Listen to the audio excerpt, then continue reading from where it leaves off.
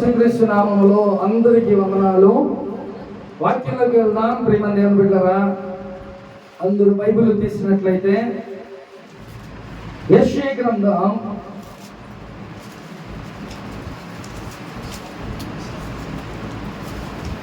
1 కొన్ని ప్రశ్నలు, వాక్యం వెళ్ళక ముందు చిన్న ప్రశ్న అడుగుతా.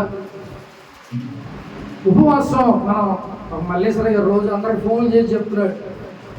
మరి నూజివీళ్ళు ఇంటింటికి వెళ్ళి చెప్తున్నాడు ఏమో నాకు తెలియదు, కానీ విజయవాడకి అయితే కాల్స్ వస్తున్నాయి చక్కగా. కాబట్టి ఎంతమంది ఉపవాసాలు ఉంటున్నారు? ఆయన ఫోన్ చేస్తున్నాడు, మనం ఉపవాసం ఉంటున్నామా? ఎంతమంది ఉంటున్నారు? Very good. కొంతమంది చేతులు ఎత్తులా. అయితే ఉపవాసం అసలు ఎందుకు ఉండాలి ఏమండి? ఉపవాసం ఎందుకు ఉండాలి అసలు? మనం అన్నం తినకుండా ఏమంటే చక్కగా చికెన్ మాత్రం ఊరుకుని తినవచ్చు. మనం ఉపవాసం ఎందుకు ఉండాలి? కడుపు మార్చుకొని ఏదో పాస్టర్ గారు పద్దాలు చెప్తున్నారు ఉపవాసాలు అని. ఉపవాసాలు ఉంటే అసలు ఏంటి, దేనికి ఉండాలి? మనం ఎవరు చెప్తారా? ఎందుకు ఉండాలి అసలు ఉపవాసం?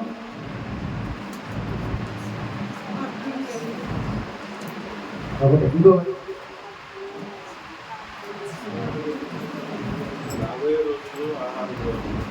ఇది చాలా పెద్ద పాయింట్. అక్కడికి వెళ్ళిపోయాం పర్వాలేదు. అదే రాబోయే రాకడ గురించి చెప్పేసాడు సార్. ఇంకా ఉపవాసం అసలు మనం ఎందుకు ఉంటాం? ఉండమంటున్నారు, ఆ పూట ఏదో తినకోకుండా ఉన్నాం. ఏంటి అసలు ఉపవాసం అసలు ఎందుకు ఉండాలి అని అంటే, ప్రియమైన దేవుడా, ఎస్తేరు ఉపవాసం ఉంది. ఎందుకుందో తెలుసా? రాజు ఆజ్ఞ ఇచ్చాడు. ఏమనంటే ఇశ్రాయేలు ప్రజలందరినీ చంపేయమని ఆజ్ఞ ఇచ్చాడు. రాజు ఒకసారి ఉత్తరం వేస్తే దాన్ని అది బ్రేక్ చేయడం ఒక రాజే తప్ప ఎవ్వడం వల్ల అది అవ్వదు. కాబట్టి రాజులంటే ఏదో మనకి ఇప్పుడు ఉన్న రాజులు కాదు, సీఎంలు కాదు. రాజులంటే వాళ్ళు ఏంటంటే కొన్ని దేశాలకి కలుపుకొని వాళ్ళు రాజులు. అంటే ఒక ఆంధ్రప్రదేశే కాదు, తెలంగాణ, ఆంధ్రప్రదేశ్, కర్ణాటక, ఇంకా అనేకమైన స్టేట్స్ అన్ని కలిపిన ఒక రాజు ఇటువంటి రోజులు ఉండేవారు. ఎందుకంటే రాజ్యాలన్నీ గెలుచుకుంటూ ఉండేవాళ్ళు. కాబట్టి ఆ రోజుల్లో రాజు ఎంత కఠినంగా ఉన్నాడంటే, రాజు దగ్గరికి వెళ్ళాలంటేనే చాలా కష్టం. అలాంటిది ఆయన ముద్ర ఒకసారి వేసాడు అని అంటే అది జరగాల్సిందే. ఇప్పుడు ఇశ్రాయేలు ప్రజలందరూ చంపేయమని ఆజ్ఞ ఇచ్చాడు. ఇప్పుడు మొర్దెకై ఎస్తేరు యొక్క తండ్రి మేనమామ, అలాగే ఎస్తేరు ఇద్దరు ఏమయ్యారు తెలుసా? ఏమనుకున్నారు తెలుసా? ఇశ్రాయేలు ప్రజలు ఒక్కొక్క చచ్చిపోతే మాకెందుకు అని అనుకున్నారు వాళ్ళు. మా ప్రజలు దేవుని బిడ్డలు కాబట్టి ఎస్తేరు రాని, ఆమెకేం అవ్వదు. దర్జాగా రాజు దగ్గర కూర్చుంటుంది, రాజ్యంలో ఉంటుంది, ఆమెకేం అవ్వదు. కానీ ఇశ్రాయేలు ప్రజలందరినీ చంపేస్తాను అని అంటే ఊరుకొని ఉందామా?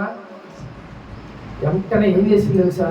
తన ప్రజలందరినీ, ఇశ్రాయేలు ప్రజలందరినీ, మొర్దెకై, ఎస్తేరు వీళ్ళందరూ కూడా ఉపవాసాల్లో అలాగా ఉన్నారు. 3 రోజులు రోడ్డు మీద అలాగే కూర్చొని ఉన్నారు. ఉపవాసం, కన్నీరు కార్చి ప్రార్థన చేస్తా, ఏడుస్తానే అలాగే ఉన్నారు. ఎన్ని రోజులంట? 3 రోజులు ఉపవాసాలు ఉన్నారు. ఏమైందంట? 3వ రోజు రాజు ఏం చేశాడంటే ఆ ఆజ్ఞని ఏం చేశాడంట? మార్చేశాడు. నువ్వు కూడా ప్రార్థన చేస్తే, ఉపవాసంలో ఉండి నీ పరిస్థితులు కూడా తలక్రిందులు దేవుడు చేసేస్తాడు. ఇప్పుడు ఈ స్థితిలో ఉన్నావు, ఏ స్థితిలో చేస్తే దేవుడు ఉన్నత స్థితిలోకి మళ్ళీ నిన్ను పైకి ఉంచుతాడు. అర్థమవుతుందా? ఉపవాసం అంటే అది నీ స్థితిగతుల్ని మార్చేస్తుంది. ఉపవాసం ఒక పవర్ఫుల్. అది ఉపవాసం ప్రార్థన చేస్తే అభివృద్ధి ఓకే, కానీ ప్రార్థనకి ఉపవాసాన్ని నువ్వు జోడించగలిగితే అది ఏమైతే తెలుసా? దేవుడిని నిన్ను తలక్రిందులుగా చేసేస్తాడు. అంటే నీ పరిస్థితులు ఒక్కసారి అలా చేంజ్ చేసేస్తాడు. ఏమంటే నేను చేంజ్ చేయలేను, ఒకవేళ మీ ఇంటి పక్కన వాళ్ళు ఎవరు నిన్ను మార్చలేరు, కానీ నా దేవుడు తలుచుకుంటే ఒక రోజు ఎటో గట్టి నుంచి దేవుడు సహాయాన్ని మనకి అందిస్తాడు. అందుకే ఉపవాసం ఇప్పుడు దేనికుంటాం మనం? ఇమ్మీడియట్గా మన జీవితంలో కార్యం జరగాలని అంటే ఉపవాసం ఉండాలి.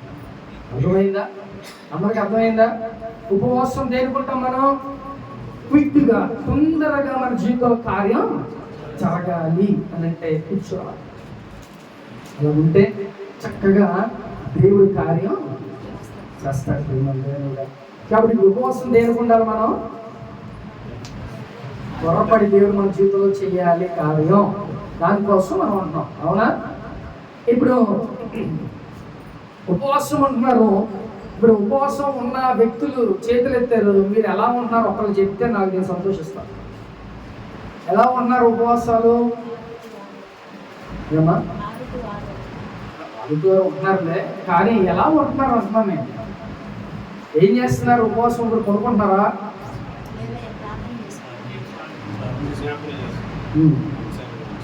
ఓకే, ఎంతసేపు చేస్తారు? చెప్పండి అయ్యా. అరగంట?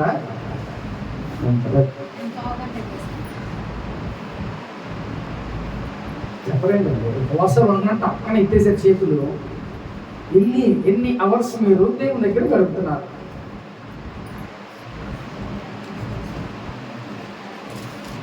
ఇప్పుడు మనం ఒక పాయింట్ తెలుసుకున్నాం. ఏంటిది? ఉపవాసం ఉంటే నీ బ్రతుకు మారిద్ది, నీ జీవితంలో కార్యాలు చేస్తాడు. రాజు మనసులను మార్చేశాడు దేవుడు, నీ పరిస్థితులు కూడా మార్చేస్తాడు దేవుడు కదా. మరి ఉపవాసం ఎలా ఉంటున్నాం? నా పాయింట్ అర్థమైంది అందరికీ? ఉపవాసం ఉంటున్నారండి, ఎలా ఉంటున్నారు అంటున్నాను నేను. ఒక్కళ్ళు చెప్తే నేను వాక్యంలో ముందుకు వెళ్తాను.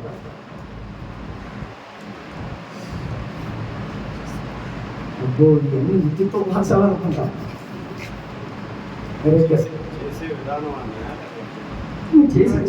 ఎలా ఉన్నారు? డ్యూటీకి వెళ్ళి 6 కల్లా వచ్చేస్తాను. ఈవినింగ్ 6 నుంచి ఫ్రెష్ అయ్యి అప్పటి నుంచి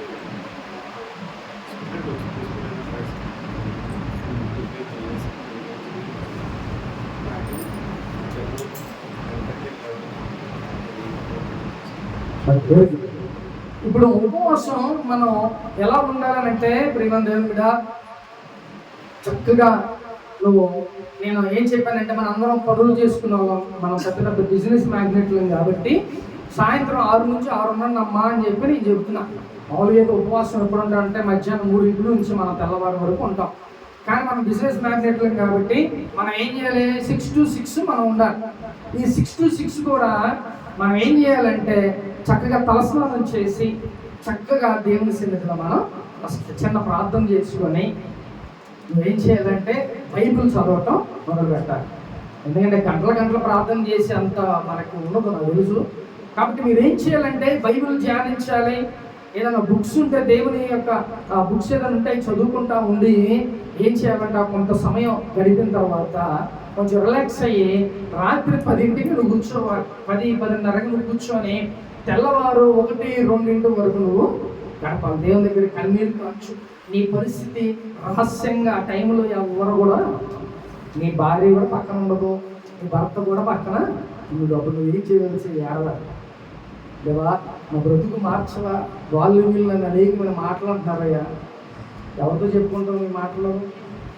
దేవుడితో కావాలి చెప్పుకోవాలి. దేవుని దగ్గర కన్నీరు కాచి మనం పడే బాధ ఆయన కూడా అంటే చూస్తున్నాడు, కానీ నువ్వు తెలియచే మనుషులకి ఎలాగో చెప్పుకోలేం మనం మన బాధలు. ఎందుకంటే ఏడిపిస్తారు మనల్ని ఇంకా. కాబట్టి ఎవరి దగ్గర చెప్పుకోవాలి మనం? నా పరిస్థితిలో ఉందయ్యా, ఒక్కసారి నన్ను చూడవా, నా బ్రతుకు మార్చువా అని నువ్వు ప్రార్థన చేసుకుంటే ఆయనకే నువ్వు ప్రార్థన చేయాలి. రహస్యంగా నువ్వు దేవుని దగ్గర కూర్చొని ఏ సమయం 6ంటికంటే ఎవడొకడు వస్తూనే ఉంటాడు, 7ంటికంటే ఎవడొకడు వస్తూనే ఉంటాడు, 10ంటికంటే ఎవడు రాడు, ఏ సైతం రాడు మన దగ్గర. అప్పుడు చక్కగా కూర్చొని చక్కగా దేవుని దగ్గర కన్నీరు గాచి అలాగా మనం అలిసిపోయేదాకా అక్కడ పడిపోయి ఉండిపోవడం. అలా ప్రార్థన చేయాలండి 1 గంట 2 వరకు. నువ్వు ఆషామాషిగా ఉంటే నీ జీవితంలో కూడా అలాగే లేట్ అవుతా ఉంటాయి. నువ్వు సీరియస్గా దేవుని దగ్గర భయభక్తులు కలిగి నువ్వు ఉన్నావు అనుకో, అప్పుడు దేవుడు సీరియస్గా నీ జీవితంలో నువ్వు ప్రెషర్ పెడితే ఆ ప్రెషర్కి దేవుడు నీ జీవితంలో కార్యం చేస్తాడు. ప్రేయర్ అంటే చక్కగా, ఉపవాసం అంటే నీ హృదయాన్ని నలగొట్టుకుంటున్నావు, నీ హృదయాన్ని విరగొట్టుకుంటున్నావు. ఇవన్నీ దేవుడు చూస్తున్నాడు. ఆయనకి ఇష్టమైనది కూడా అదే. విరిగి నలిగిన హృదయం నాకు ఇష్టం, నేను వాళ్ళని అలక్ష్యం చేయనని దేవుడు మాట్లాడుతున్నాడు. కాబట్టి మీరు ఏం చేయాలంటే దేవుని యొక్క కనుదృష్టి, దేవుని యొక్క మనస్సు నీదే అలాగా తిప్పుకోవాలి. తర్వాత ఉపవాసం ఉంటే మనం చక్కగా ఏదో ఫ్రెండ్స్ అటు ఇటు తిరిగేసి ఉపవాసం ఉన్నాను ఈ రోజు అని అంటే అవ్వదండి. దేవుని దగ్గర కూర్చుంటే ఉపవాసం ఉండు, లేకపోతే ఉండని అవసరంలా, అది వేస్తే. ఏదో మనకు అన్నం లేకపోతే కడుపు మార్చుకున్నట్టు ఉంటుంది. అలా వద్దు. ఉపవాసం ఉంటే కంపల్సరీగా నువ్వు అక్కడ కూర్చో. అలా ఉంటేనే నీ జీవితంలో కార్యాలు జరిగాయి.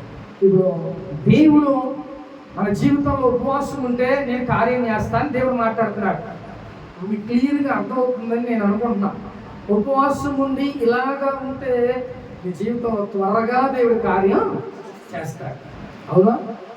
కాబట్టి నువ్వు ఉపవాసం ఎలాగుంటున్నావో, నీ ఉపవాసం ఎలా ఉంటుందో అర్థమైనా? నేను చూడకపోయినా దేవుడు చూస్తున్నాడు. మీకు తెలుసు మీ ఉపవాసం ఉత్తితో ఉపవాసమా లేకపోతే శక్తి కలిగిన ఉపవాస ప్రార్థన అనేది అది నీకే తెలుసుకో. అందువలన ఎగతాళిగా దేవుని దగ్గర మనం ఎలా పడితే అలా ఉంటే మనకు కూడా అలాగే ఉంటుంది. అన్ఎక్స్పెక్టెడ్ థింగ్స్ మనకి ఎదురవుతూ ఉంటాయి. బాధల సమస్యలు మనకి ఎదురావు. ఒకసారి దేవుడే ఏలో చేస్తూ ఉంటాడు. ఎందుకని? నీకు బుద్ధి రావాలి. కాబట్టి అక్కడ రాకూడదు. మనం చక్కగా దేవుని ఎందుకు భయభక్తులు కలిగి దేవుని మాట విని చక్కగా నువ్వు ఉంటే దేవుని జీవితంలో అద్భుత కార్యాలు చేస్తారు. కాబట్టి ఉపవాసం ఉంటే దేవుడు త్వరగా నీ జీవితంలో కార్యం చేస్తానంటున్నాడు. మరి ఉపవాసం మీరు ఎలా ఉన్నారో ఒకసారి మీరు ఆలోచించండి. ప్రియమైన దేవుని బిడ్డ, ఒకసారి అందరూ బైబిల్ తీద్దాం. 58వ అధ్యాయం యెషయా గ్రంథం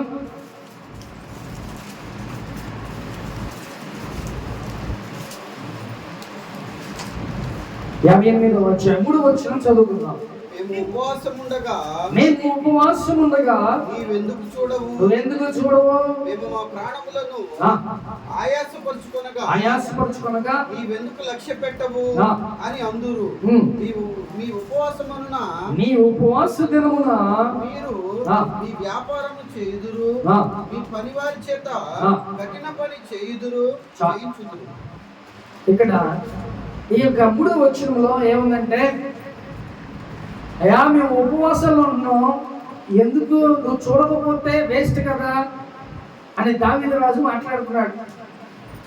ఇక్కడ ఉపవాసం మేము ఉంటున్నాం, నువ్వు చూడకపోతే ఎందుకు మాకు, నువ్వు చూస్తేనే కదా అని అంటున్నాడు. అయితే కానీ మన ఉపవాసం ఎలా ఉంటుందంట, మీ ఉపవాస దినమున మీరు వ్యాపారాలు చేసుకుంటారంట, మీ పని వారి చేత కఠినమైన పని చేయించు.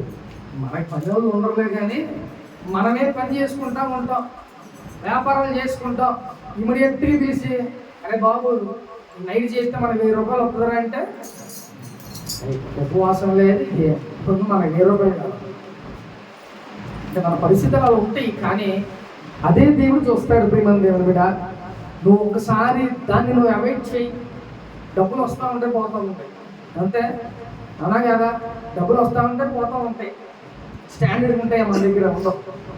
అటు వస్తే అవసరం వాడుకుంటూ ఉంటాం. కానీ దేవుడి కోసం పద్దాకల నీ యొక్క టాలెంట్ నీ యొక్క విశ్వాసాన్ని నువ్వు చూపించేది అప్పుడే. అర్థమవుతుందా? 1000 రూపాయల కోసం నువ్వు వెళ్ళిపోతే నీ ఉపవాసం ఏమైపోద్ది? దేవుడి దగ్గర నువ్వు ప్రార్థన చేసే ప్రార్థన అంతా ఆయన విని ఇంకా ఈ 1000 రూపాయల కన్నా ఇంకెక్కువైన కార్యాలు దేవుడు చేస్తాడు. అందుకనే ఇక్కడ అంటున్నారు, ఇది ఒక రకమైన ఉపవాసం.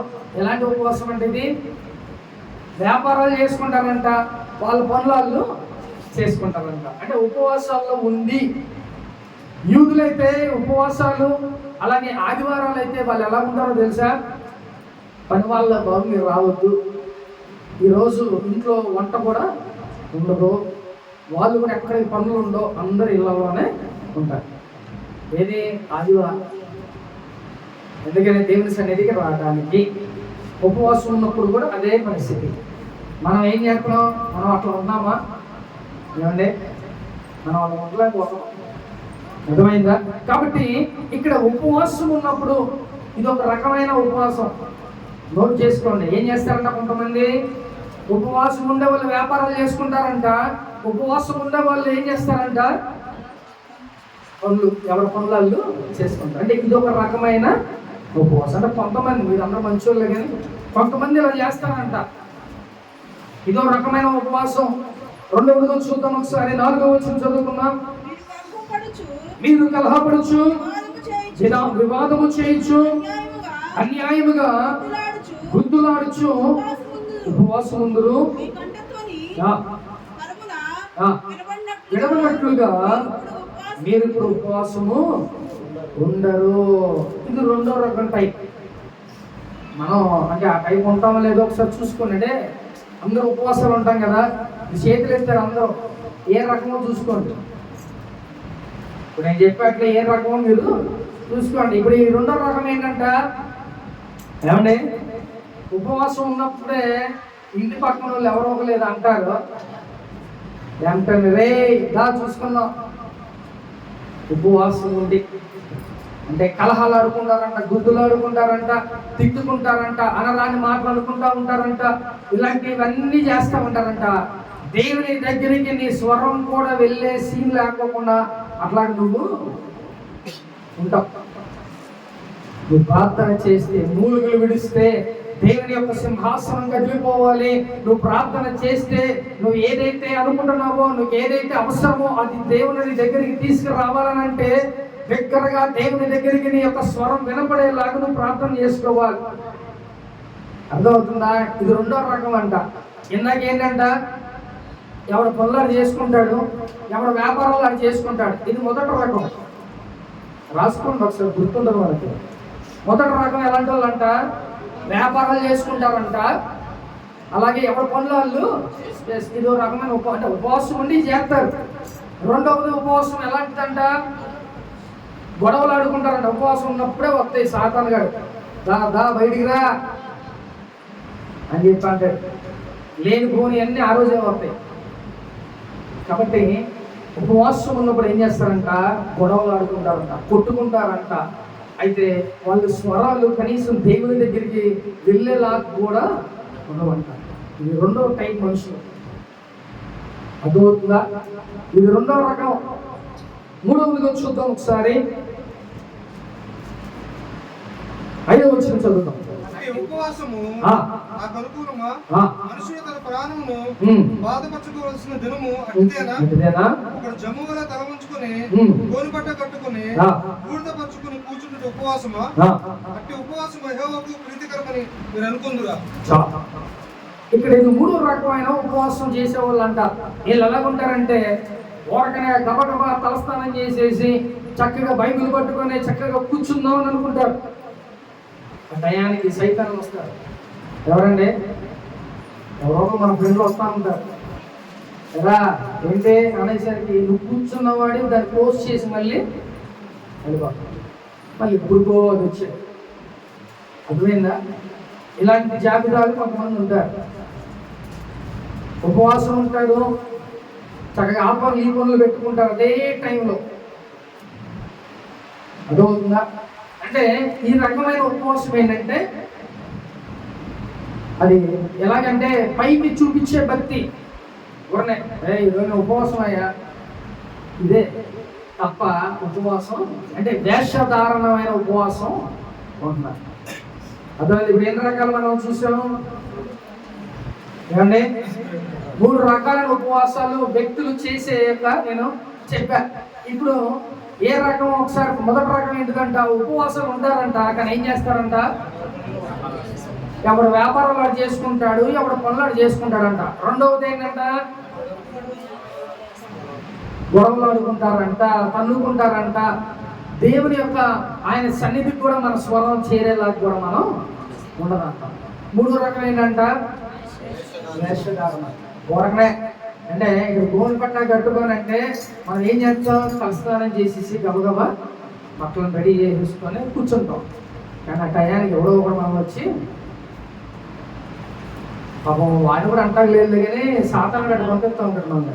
ఇప్పుడు బాబు నువ్వు వెళ్ళరా, నేను రోజు ఉపవాసం అంటే వెళ్ళిపోతాడు కాడు, మనకు అక్కడ రాగానే జంప్. అంటే ఇలాంటి రకమైన 3 ఉపవాసాలు ఉన్నాయంట. ఇవి ఎలాంటి ఉపవాసాలు అంట, మనుషులు ఇప్పుడు ఇక్కడ మనందరూ ఉన్నాం, నాతో కలిపి మనందరం ఉన్నాం. ఈ 3 రకాల్లో మనం ఏ రకం మీరు డిసైడ్ చేసుకోవాలి. మీరు ఎంత చేస్తున్నారో నాకు తెలియదు, కానీ ఈ 3 నువ్వు వేషధారణగా చేస్తున్నావా, లేకపోతే నువ్వు నీ పనులు నువ్వు చేసుకుంటూ ఉంటున్నావా, లేకపోతే ఉపవాసం ఉన్నప్పుడు అనరాని మాటలంట, గొడవలాడుతా, కొట్టుకుంటా ఇలాంటి స్థితిలో నువ్వు ఉంటున్నావా? ఒకసారి జ్ఞాపకం చేసుకో ప్రేమని దేవుడా. ఈ 3ని కోవా చెందిన వాళ్ళే మీరు అంతా. అర్థమైందా? కాబట్టి ఇప్పుడు ఉపవాసం ఇలా ఉండకూడదని దేవుడు మాట్లాడుతున్నాడు. ఉపవాసం ఉన్నప్పుడు నువ్వు వ్యాపారం చేయకూడదు, ఉపవాసం ఉన్నప్పుడు నువ్వు పని చేయకూడదు, ఉపవాసం ఉన్నప్పుడు నువ్వు చక్కగా దేవుని దగ్గర కూర్చొని ఉండాలని దేవుడు మాట్లాడుతున్నాడు. కాబట్టి నీ పనులు నువ్వు చేసుకుంటా, లేకపోతే అనరాని మాటలంట, నీ యొక్క ఇంట్లో నీ భార్యనన్నా లేకపోతే నీ భర్తనన్నా కూడా వేస్తే ఉపవాసం. అర్థమైందా? మనం ఇంట్లో కూడా మన భార్యని, మన పిల్లల్ని, లేదా మన భర్తని, ఎవరినైనా కూడా నువ్వు ఉపవాసం ఉండవు అన్నావు అనుకో, అయిపోయింది. కాబట్టి నువ్వు ఎలాగుండాలి? చక్కగా ఈ 3 రకాలు మన కాదులే అనుకో, మాకు ఏదో రకానికి నువ్వు చెందిన దానివే, ఏదో రకానికి నువ్వు చెందినవాడివే, కాబట్టి నువ్వు ఇట్టి పరిస్థితుల్లో ఇలాగ నువ్వు ఉండటానికి వెళ్ళేది పరిమంది. ఎందుకని మాట చెప్తున్నానంటే, ఉపవాసాలు ఉంటే నీ బ్రతుకులో కార్యం జరిగింది. అర్థమవుతుందా? నువ్వు ఉపవాసం పద్దాకల పాస్టర్ గారు ఏమంటే ఉపవాసం ఆయన వచ్చి చదువుతున్నాడు, నేను ఉండమని చెప్తున్నా, మా ఇద్దరి మీద ఏమైనా కక్ష పెట్టుకుంటారేమో మీరంతా. ఒకవేళ ఉపవాసం ఎందుకని ప్రతి వారం మనం అలా చెప్తున్నామనంటే ఈ బ్రతుకులో కార్యం జరగాలని. మీరు మా చిన్న ఆశ ఏంటంటే నా గురించి కూడా చేస్తారని, మన సంఘం గురించి కూడా చేస్తారని ఆశ. అర్థమవుతుందా? మనం డబ్బులు ఇచ్చినా వేస్తే ఎవరికైనా, కానీ నువ్వు ప్రార్థన చేసాను కదా, కోట్లతో విలువైంది. నీ గురించి ఎవరు చేస్తారండి ప్రార్థన? ఎవరున్నారు? ఇక సరిగ్గా చెప్పండి ఒకసారి. నీ గురించి ఎవరు చేస్తారు ప్రార్థన? ఎవరు చేస్తారా? వదిలేండి, నేనేమంటే నీ గురించి ఎవరు చేస్తారన్నా?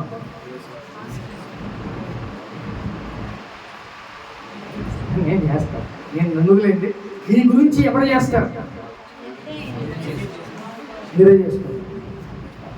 మీకు మీరే చేసుకోవాలి. కాబట్టి మీకు మీరే ఉపవాసాలు ఉండాలి. ఎందుకంటే పద్దాకలు ఎందుకు చెప్తున్నాం, పద్దాకలు ఎందుకు ఉపవాసాలు ఉండమని అంటున్నామంటే, చక్కగా దేవుడు ఉపవాసాన్ని అలక్ష్యం చేయడు. కడుపును మార్చుకొని ఆకలితో నువ్వు అలా ఉండి నీరసించి కళ్ళు తిరుగుతా అయినా దేవుని దగ్గర నువ్వు పోరాడుతున్నావు చూసావా, అవి దేవుడు చూస్తాడు, ఇమ్మీడియట్గా చేస్తాడు దేవుడు కార్యం. అర్థమవుతుందా? కదిలిస్తాడు. నువ్వు ఎక్కడ ఆగిపోయినా అక్కడ ఎన్ని కదిలిస్తావు అంటే అంత పవర్ఫుల్ ఉపవాసం. కాబట్టి ఊరకనే ఏదో సరదాగా ఉండొద్దు, సరదాగా దేవుని సన్నిధిలో ఉపవాసాలు ఉండొద్దు. దయచేసి శుభ్రంగా తిని ఉండండి, కొనుక్కోండి ఇంట్లో, అంతే తప్ప. కానీ ఉపవాసం ఉంటే ఎలా ఉండాలంటే దేవుడు ఇటు రకం ఉండాలని చెప్తున్నాడు. చూద్దాం ఒకసారి. ఇప్పటి వరకు 3 రకాలైన ఉపవాసాలు మనం చూసాం. అవి వదిలేసేయండి, ఇక అట్లా ఉండకూడదు అని దేవుడు మాట్లాడుతున్నాడు. ఇప్పుడు నువ్వు ఎలా ఉండాలి, ఉపవాసం చేస్తే నీ జీవితంలో ఏం జరగాలని దేవుడు మాట్లాడతాడు. చూద్దాం ఒకసారి. 6వ వచనం. దుర్మార్గులు కట్టిన కట్లలు విప్పుటయు, కాడిమాను మోకులు తీయుటయు, బాధింపబడిన వారిని విడిపించుటయు, ప్రతి కాడిని విరగొట్టుటయు నేను ఏర్పరచుకున్న ఉపవాసం కదా. ఇక్కడ ఏం చేయాలంట? నువ్వు ఉపవాసం ఉన్నప్పుడు నీకున్న బంధకాలు తెగిపోవాలి. నువ్వు ఉపవాసం ఉన్నప్పుడు నీ సంఘంలో ఉన్న ఏ అవసరం తీరాలి. ఎవరైతే అనారోగ్యంతో ఉన్నారో నీ ఉపవాసం ఏమైపోవాలంట? ఆ బిడ్డని స్వస్థపరచబడాలి. ప్రేమ బిడ్డ, అట్టి విధంగా నువ్వు ఉంటే ఉపవాసం అది ప్రయోజనకరణం. అది ఒక కార్యం చూసినట్టే. అది కేవలం నీ ప్రార్థనే, సేవకుడు చేయటం కాదు. నువ్వు చేసినా కూడా దేవుడి కార్యాలు చేస్తారు. కానీ నీకేది విశ్వాసం, నీకేది ప్రార్థన, అంత పవర్ఫుల్ ప్రార్థన ఉంటే నువ్వు చేసినా నీ సంఘం అభివృద్ధి అయింది, నువ్వు చేసినా నీ జీవితంలో కార్యాలు జరుగుతాయి, నువ్వు చేసినా కూడా ఎవరికైతే ఏ బంధకాలు ఉన్నాయో ఆ బంధకాలన్నీ కూడా బ్రేక్ చేసేస్తాడు దేవుడు. ఆమేన్ చెప్తాం సార్ అంతా. కాబట్టి నువ్వు ఉపవాసం ఉంటే ఎలా ఉండాలంట? బంధకాలన్నీ తెగిపోవాలంట. నువ్వు ఉపవాసాలను ఎవరైతే అనారోగ్యంతో ఉన్నాడో వాడు స్వస్థపడాలని చెప్తున్నాడు దేవుడు. ఉపవాసాలు ఉండు. అలా ఉంటేనే చక్కగా నీకున్న బంధకాలన్నీ తెగిపోతాయి. ఇలాంటి ఉపవాసాలు దేవుడు ఉండమని చెప్తున్నాడు. అంతేగాని ఉపవాసాల నుండి వ్యాపారాలు చేసుకోమని చెప్పట్లా, ఉపవాసాల నుండి గొడవలు అడుకోమని చెప్పట్లా, ఉపవాసాల నుండి నీ ఇష్టానుసారం నువ్వు తిరగడానికి కాదు. ఆఖరికి ఎవరన్నా అడిగితే ఏం చెప్తావు? ఈరోజు నేనే ఉపవాసం, ఈ మాటలు చెప్తా ఉంటాం. మనం అదేంటి వ్యాసరా ఉన్నావు కానీ ఏం ప్రయోజనం? కాబట్టి ఎలా ఉండాలంట, నువ్వు ఉపవాసం ఉంటే ఎలా ఉండాలంట, బంధకాలన్నీ తెగిపోవాలి. ఎవరైతే అనారోగ్యంలో వాళ్ళు స్వస్థపడాలి, అలాగే సంఘంలో అభివృద్ధి కావాలి, నీ కుటుంబంలో కార్యాలు జరగాలి. ఇది నువ్వు ఉంటే ఉపవాసం జరగాలి. నీ జీవితంలో ఏం జరగట్లేదా అంటే నువ్వు సరిగ్గా ఉండట్లేదని లెక్క. అవునా? ఏమంటే ఎస్తేరు ఉపవాసం నడి రోడ్డు మీద కూర్చొని కొన్ని లక్షల మందిని పెట్టుకొని కన్నీరు కార్చింది 3 రోజులు. ఏమైంది? దెబ్బకి రాజు మనసుని రాసేసి. మరి నువ్వు ఉంటున్నావు, ఏం మారుతుంది నీ జీవితం, ఏం జరుగుతుంది నీ జీవితంలో కార్యం అంటే నువ్వు సరిగ్గా ఉంటున్నావా లేదా? ఇది question mark. First of all నువ్వు సరిగ్గా ఉంటే కార్యం జరిగింది, నువ్వు సరిగ్గా ఉంటే నీ జీవితం అభివృద్ధి చెందింది. అంటే నువ్వు సరిగ్గా ఉండట్లేదనే లెక్క. అవునా? నీ జీవితంలో కార్యం జరిగితే నీ ఉపవాసానికి దానికి అర్థం ఉంది. కాబట్టి నువ్వు కంటిన్యూస్గా ఉపవాసాలు ఉండొచ్చు చక్కగా. నీ జీవితంలో కార్యం జరిగే అంత వరకు నువ్వు స్ట్రిక్ట్గా నువ్వు ఉపవాసం ఉంటే నీ బ్రతుకు మారిపోతుంది. నీ భర్త మారుతాడు, లేదా నీ పిల్లలు మారుతారు, నీ భార్య మారితే, లేకపోతే నీ వ్యాపారాలు మారితే, నీ పనులు మారితే ఆశీర్వదిస్తాడు ప్రియమైన దేవుని మీద. అట్టే విధంగా నువ్వు ఉపవాసం ఉంటే ఈ కార్యాలు నువ్వు చూస్తావు. కానీ ఏ రకమైన ఉపవాసం చేస్తావో నువ్వు ఒకసారి నీలో క్వశ్చన్ మార్క్ వేసుకోండి. ఎలాంటి ఉపవాసం నువ్వు అంటున్నావు ఒకసారి జ్ఞాపకం చేసుకోండి ప్రియమైన దేవుని కూడా. ఒకసారి ఉపవాసం ఉన్నా నెంబరం కాలనీలో మనం ఫస్ట్ అక్కడ కట్టేద్దాం అనుకున్నాం.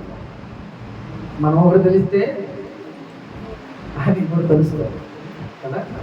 చక్కగా 4.5 సెంట్లు మనం తీసుకున్నాం, కడదామని గబగబ అన్ని బేస్మెంట్ అన్ని లేపి ఉంచాం. అయితే కడతాకి అక్కడ ఎంత మనం కొంత డబ్బులే కట్టాం, ఇంకా ఒక 3 రోజులేమో మనం కట్టాలి డబ్బులు మిగతా అన్నీ. వాళ్ళే ఫోన్ చేసి బాబు అడ్వాన్స్ మేము ఇవ్వము అంటున్నారు, వాళ్ళు డేట్ దాటి మేము అడ్వాన్స్ ఇవ్వము అంటున్నారు. ఇప్పుడు మనం ఏం చేయాలి? నేనేం చేశాను తెలుసా? ఉపవాసం మనం ప్రార్థన చేస్తే ఫస్ట్ రోజే దేవుడు చూపించాడు. ఏం చూపించాడు తెలుసా?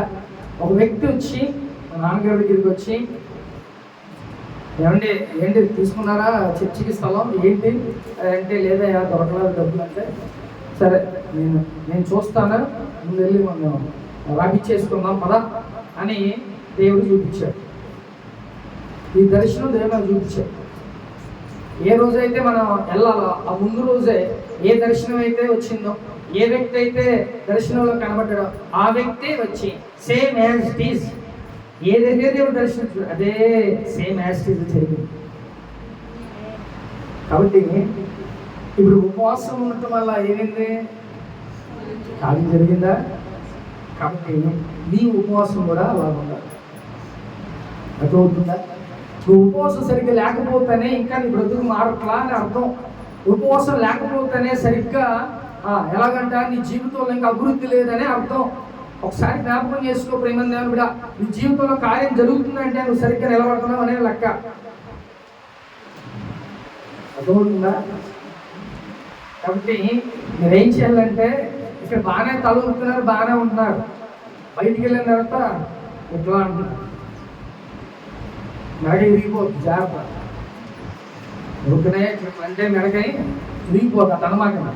అంటే దీని అర్థం ఏంటంటే, బయటికి వెళ్ళిన తర్వాత ఎన్నో దేవుని మాటలు విన్న, దేవుని నాతో మాట్లాడాడు, అరే నేను ఇలా ఉండకూడదు అని అనుకుంటున్నావు, కానీ బయటికి వెళ్ళిన తర్వాత నువ్వు అదే స్థితిలో ఉంటున్నావు.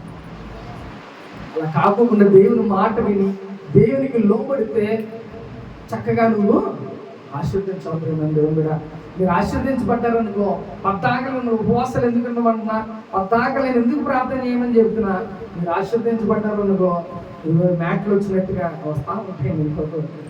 నా బాధ నాది, అనుభవుతుందా? కాబట్టి మీరు ఉపవాసం నుండి మీ బ్రతుకులు మారాలి, తల క్రిందలు అయిపోవాలి మీ పరిస్థితి అంటే ఉపవాసం సరిగ్గా ఉండండి.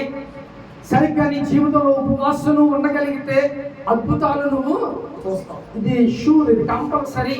ఎందుకంటే ఆల్రెడీ ఎగ్జాంపుల్స్ అన్నీ మనకి ముందున్నాయి. బైబిల్ గ్రంథంలో చాలా జరిగినాయి, నా జీవితంలో జరిగినాయి, ఇప్పుడు నీ జీవితంలో కూడా జరుగుతాయి. కాబట్టి ఉపవాసం నువ్వు ఎలాగంటున్నావు? నువ్వు ఉపవాసం ఉంటే నీకున్న బంధకాలన్నీ తగ్గిపోతాయి. నువ్వు ఉపవాసం ఉంటే నీకున్న సమస్తం ఏవైతే అడ్డుగోడలు ఉన్నాయో అవన్నీ కూడా ఊడిపోతాయి. ఇక్కడ అందుకనే నువ్వు ఇలా ఉండరా బాబు ఉపవాసం అని దేవుడు చెప్తున్నాడు. ఎలా ఉండాలంటే నువ్వు ఉపవాసం ఉంటే కట్లన్నీ తెగిపోవాలి, నీకు ఒకవేళ అనారోగ్యం అయితే నువ్వు స్వస్థపడిపోవాలి, లేకపోతే నీ సంఘం అభివృద్ధి అవ్వాలి, లేకపోతే నువ్వు అభివృద్ధి అవ్వాలి, నీ కుటుంబం అంతా కూడా ఆశీర్వాదకరంగా ఉండాలి.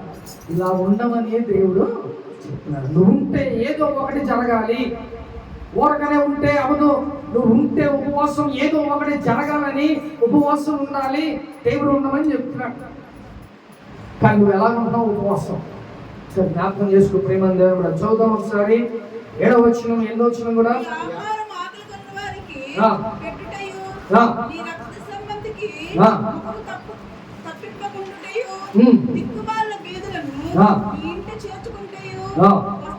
వస్త్రహీనుడు నీకు కనబడినప్పుడు వారికి వస్త్రము ఇచ్చుటయు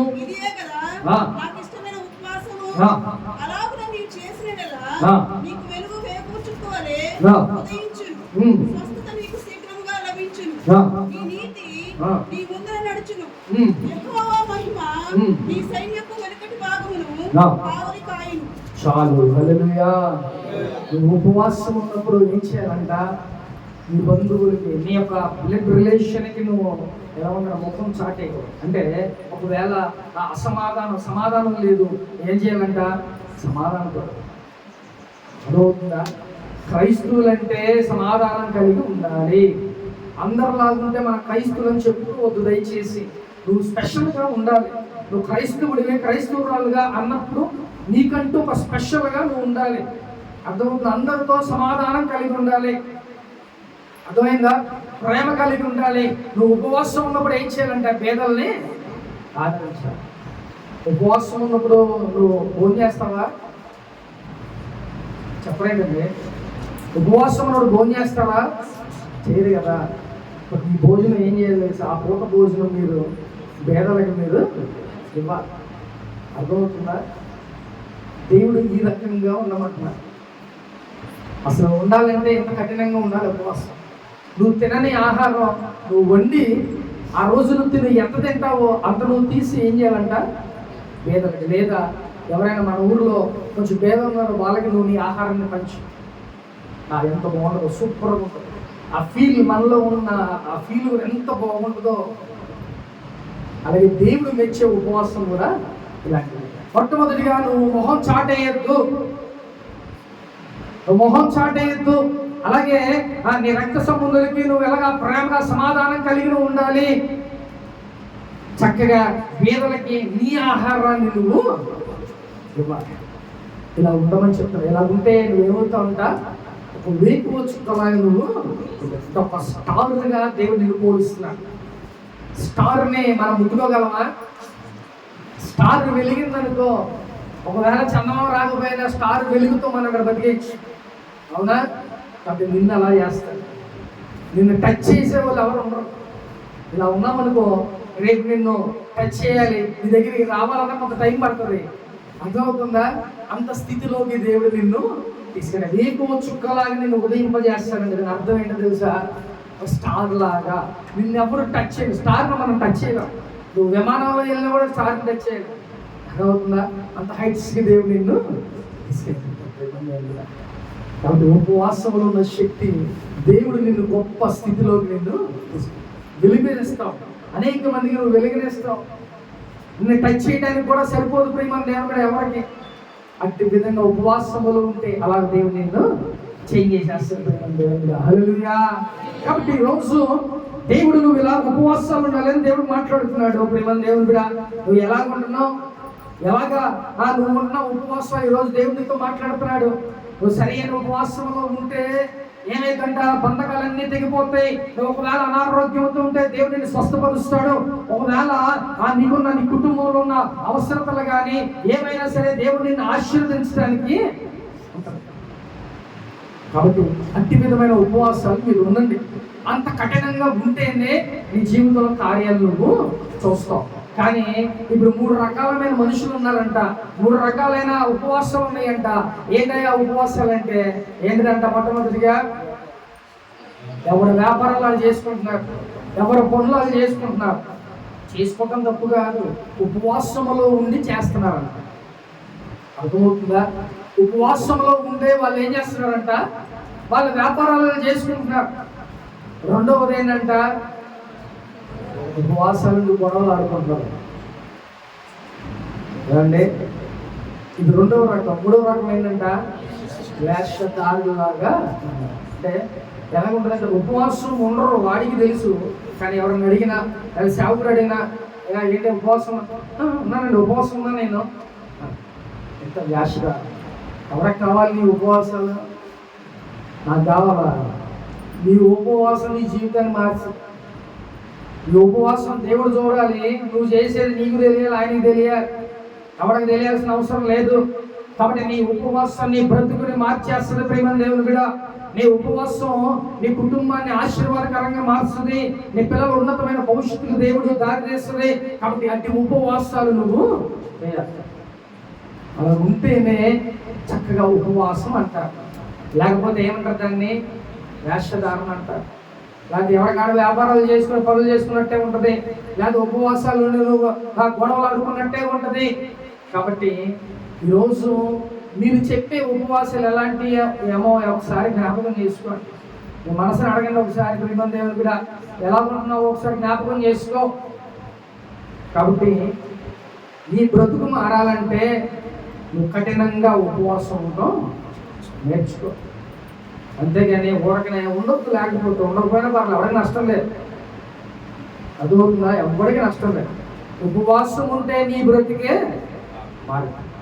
కాబట్టి ఈరోజు 3 రకాలైన మనుషులు, 3 రకాలైన ఉపవాసాలు మనం చూసాం. అర్థమైందా? అలాగే ఉపవాసం ఉంటే ఏం జరిగిద్దో కూడా మనం చూసాం. ఈరోజు నువ్వు ఏ రకమో, నువ్వు ఏ టైప్ ఉపవాసాలు చేస్తున్నావో ఒకసారి నువ్వు జ్ఞాపకం చేసుకో. ప్రేమ దేవుని బిడ్డ, దేవుని దగ్గర ఆషామాషిగా చేస్తే ఏమి రావు. అర్థమైందా? ఏమి ఆషామాషిగా ఉండి భయభక్తులు లేకోకుండా నువ్వు ఉంటే ఏమి రావు మన దగ్గరికి. కఠినంగా ఉపవాసం చెయ్యి, కఠినమైన భక్తి చెయ్యి, అప్పుడే దేవుని జీవితంలో కార్యాలు చేస్తాడు. దేవుని, అంతేగాని నువ్వు ఎలా పడితే అలా జీవిస్తున్నావు, ఎలా పడితే అలా ఉంటే అది కరెక్ట్గా. కాబట్టి ఈ రోజు నుంచి నువ్వు ఉపవాసం ఉంటే నీకున్న బంధకాలు తెగిపోవాలి, నీ యొక్క సంఘం ఎదగాలి, నీ కుటుంబం ఆశీర్వదించబడాలి, నీకున్న పరిస్థితులు చేంజ్ అయిపోవాలి. ఇది ఉపవాసం. గుర్తుపెట్టుకోండి, ఉపవాసం ఉండండి, స్ట్రిక్ట్గా ఉండండి, దాని ఫలితాలు మీరు చూడండి. అర్థమవుతుందా?